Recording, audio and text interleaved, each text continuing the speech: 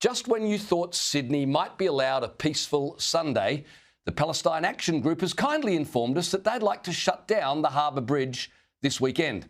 Apparently, marching through the CBD every single weekend for almost 2 years wasn't quite enough disruption to get their point across. So they've submitted the required form, a legal equivalent of sticking a post-it note on the city and calling dibs, with just 1 week's notice, 1 week, for an event that will close the city's most vital transport artery. Only the Harbour Bridge. It's not like anyone uses it. According to the Palestine Action Group, a march across the bridge, because it's Australia's most iconic symbol, will, and I quote, send a powerful message to the world. And that message is what? That you guys don't understand what infrastructure is for?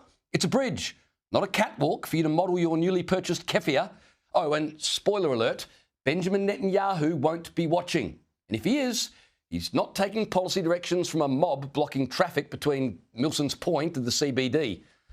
Premier Chris Minns has said the government can't support the protest, warning it would cause the city to descend into chaos, which is polite politician speak for, are you people out of your minds? Well, Minns is right, and of course they are out of their minds.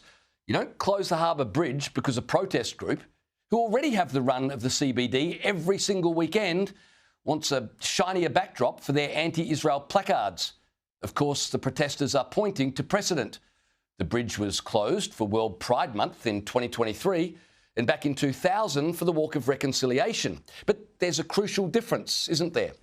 Those were meticulously organised, widely supported one-off events with genuine public backing and actual permits. Not hastily announced parades for people to see just how close they can get to being charged for hate speech without ever being charged for hate speech. You have to admire the delusion that a march across the Harbour Bridge will somehow influence Hamas, Israel, or even Anthony Albanese. OK, it might influence Anthony Albanese, but he's very easily influenced. Yes, protesting is a democratic right, I understand that, but rights come with responsibilities, like not holding an entire city hostage. Hostage. That word reminds me of something. Never bother. Anyway, these from the river to the sea types have already had 2 years worth of weekends to wave their flags and shout their slogans. In fact, if you listen closely on George Street, you can still hear the echo of last week's chants. Premier Minns needs to stand firm.